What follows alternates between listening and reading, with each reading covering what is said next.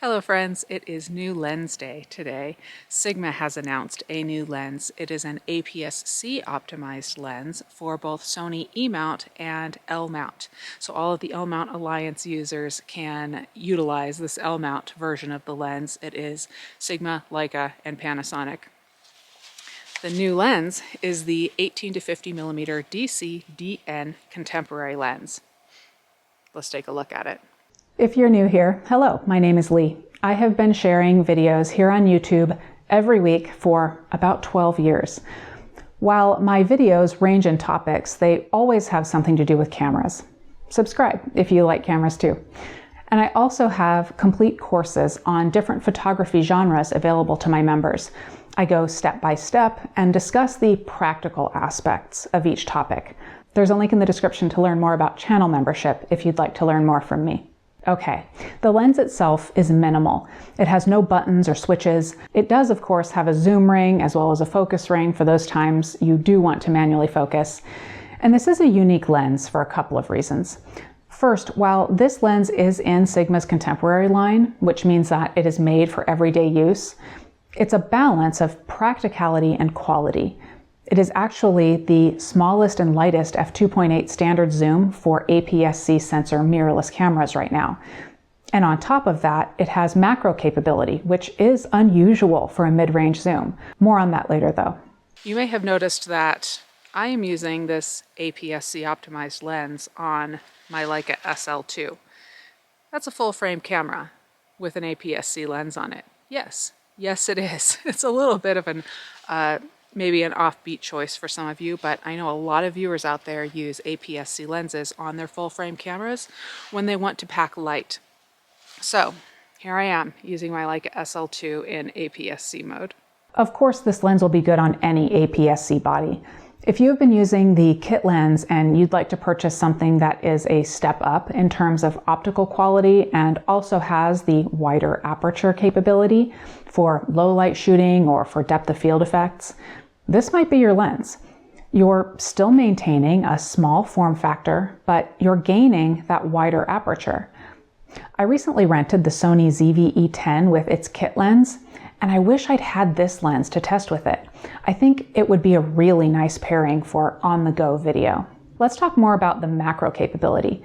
At 18 millimeters, you have a working distance of just over an inch from the front element of the lens. That is unreal. It gives you a maximum magnification ratio of 1 to 2.8 at the wide end. When you need to remove the lens hood to get closer to your subject, you know things are serious. And even at 50 millimeters, you still have a relatively close focusing distance for the focal length. It's less than a foot. For me, what this macro capability means in practical terms is more flexibility. Macro in the studio isn't something that I do very often, but I don't like to be limited when I'm in the field. For example, I see a leaf I want to capture while I'm hiking and I want to have it fill up a lot of the frame. No problem. I can get close and achieve the composition that I want. Well, it's a good lens. What can I say? It's easy to use. The one thing to remember, I have it pointing up at the sky doing a little bit of a video right now through the beautiful yellow leaves. The one thing to remember is that for you Sony and Leica and Panasonic shooters, if you're used to using Leica, Panasonic, and Sony lenses, Sigma lenses turn the opposite direction to zoom. So that's something to keep in mind. Whether or not that's something that would bother you is obviously up to you. It's not something that bothers me. It's something you get used to pretty quickly, actually. This lens is quick and quiet in terms of focusing, which can be helpful for both still photography and videography. I definitely enjoyed that I had a quiet setup for this peaceful early morning hike. Let's discuss image quality. Looking more closely at some still photos. I am not surprised by the quality of this lens. Up and down the aperture range, I know to expect that from Sigma and really from most every lens released these days. Lenses used to have a pronounced drop in clarity as you creeped to the widest aperture, but we don't really have that issue anymore.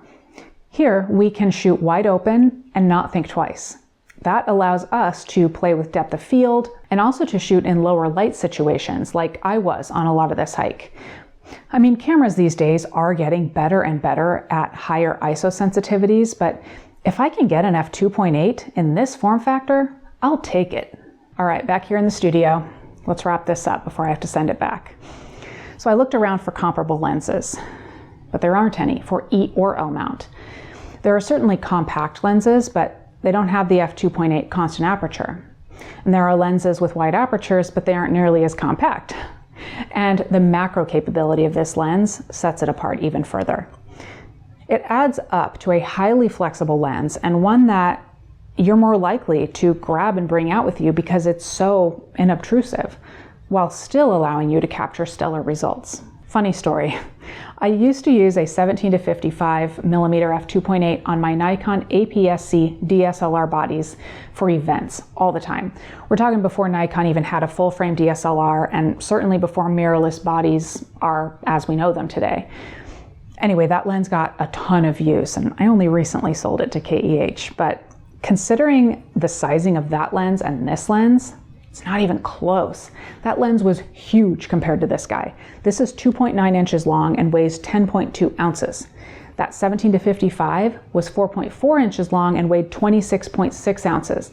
That's well over twice as heavy.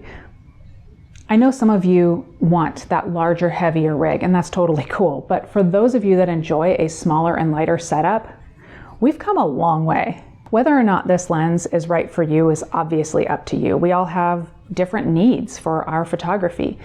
The kit lens alone will be perfect for some of you, while others will absolutely want an f2.8 constant aperture lens. I would love to hear your thoughts in the comments. I will add a link to this lens in the description as soon as it's available. I can tell you that in the US, the retail price will be $549, and the lens will be available near the end of October 2021. For those of you outside the US, check that link for your pricing. I will add a few other links in the description as well to my gear reviews playlist, which includes my Sony ZV-E10 review and more E and L mount reviews, among other things. I will link to learn more about channel membership. Members see my complete courses, my exclusive weekly videos, and ebooks. One of the recent weekly videos was 3 of my best tips for fall colors photography, like I shared today. Please give this video a like and subscribe if you haven't already. Thank you to Sigma for allowing me to try out this lens ahead of launch, and thank you for watching.